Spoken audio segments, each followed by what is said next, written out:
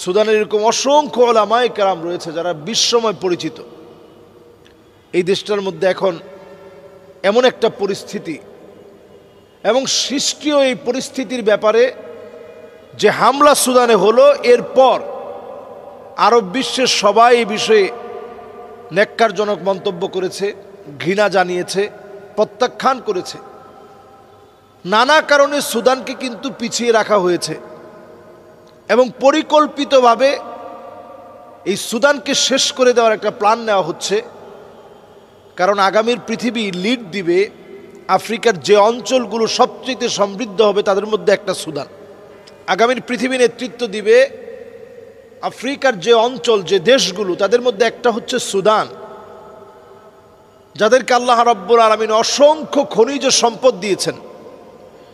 খনিজ সম্পদে সমৃদ্ধ একটি দেশ, আগামীর পৃথিবী লিড দেওয়া একটা দেশ, যারা আগামীর পৃথিবীতে নেতৃত্ব দিবে এই সুদান, এই Somalia, Kenya, Nigeria, Djibouti, Sierra Leone, এই দেশগুলো আগামীর পৃথিবীতে নেতৃত্ব দিবে।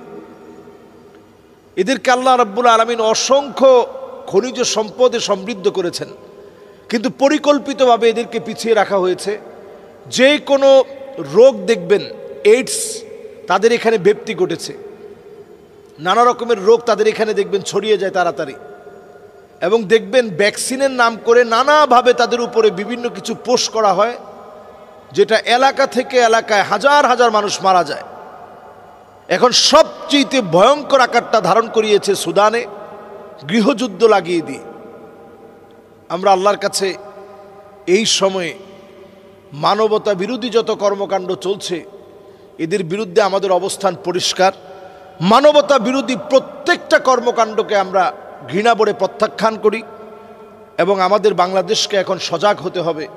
নবীজি সাল্লাল্লাহু আলাইহি সাল্লাম হাদিসের মধ্যে বলে গেছেন, ইমারাতুস সুফাহা, নির্বোধ ব্যক্তিরা যদি দায়িত্ব পালন করে তাহলে দ্বিতীয় নাম্বার যে শাস্তিটা আসবে, কাসরাতুস শারত, অধিক পরিমাণে শর্ত শারায়েত বেড়ে যাবে। এবং বিদেশের অনেক রকম কূটনৈতিক নিষেধাজ্ঞা, বিভিন্ন ধারা উপধারা বিভিন্নভাবে দেশের উপরে অর্পিত হবে।